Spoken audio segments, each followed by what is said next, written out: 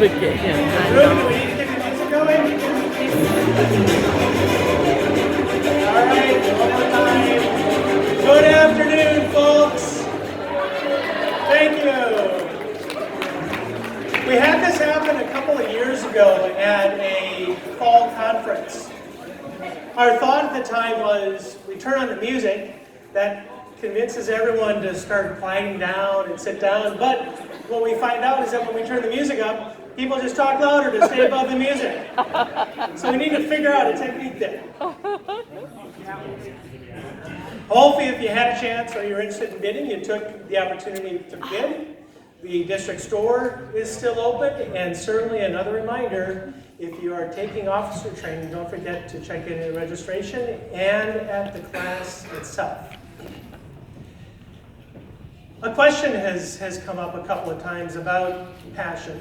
I mentioned earlier that we come to Toastmasters with a fear of speaking, and somehow along the way it turns into a passion for speaking.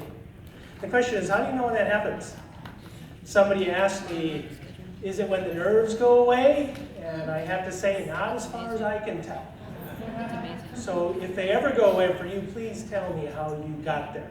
Because they still come every morning before every big speech. But it did occur to me to think about that, going from that fear aspect to the passion aspect. I mentioned this morning in one of the examples of passion, Jerry Seinfeld, a passion for comedy. And Jerry has noted one of the things that we often call out in Toastmasters, that if you look at the biggest fears people have, public speaking is often higher than the fear of dying. Something, a good soundbite, and Jerry has actually worked it into his routine. He'll say people would rather be given in the casket than given the eulogy. I know. At least I tell you.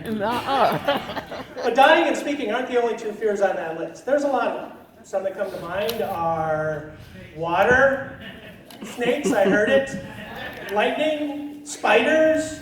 Nuclear war. So if you take a few of those, here's how you can tell if you've found your passion for speaking.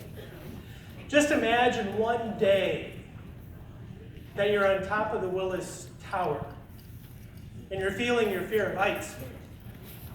And somehow a snake got up there and is chasing you, and you run smack dab into one of the big spiders that somehow build their webs on those windows. And as it's biting you, a storm rolls in and the pouring rain, lightning strikes. Now most people would think, why does God hate me? But a Toastmaster who has found their passion is thinking, man, this is going to be a great speech at the next contest. That's the truth. That is so true. Speaking of great speakers, we have the opportunity again to hear from our keynote today. If you were here this morning, you've already seen firsthand what a dynamic speaker Pat Johnson is.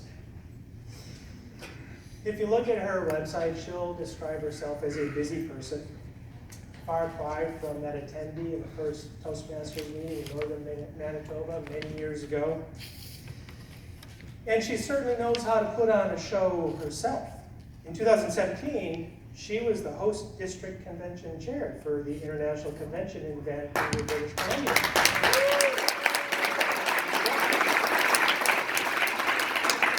But she's also an author, and I've seen a number of people stopping by her chair to get her autograph.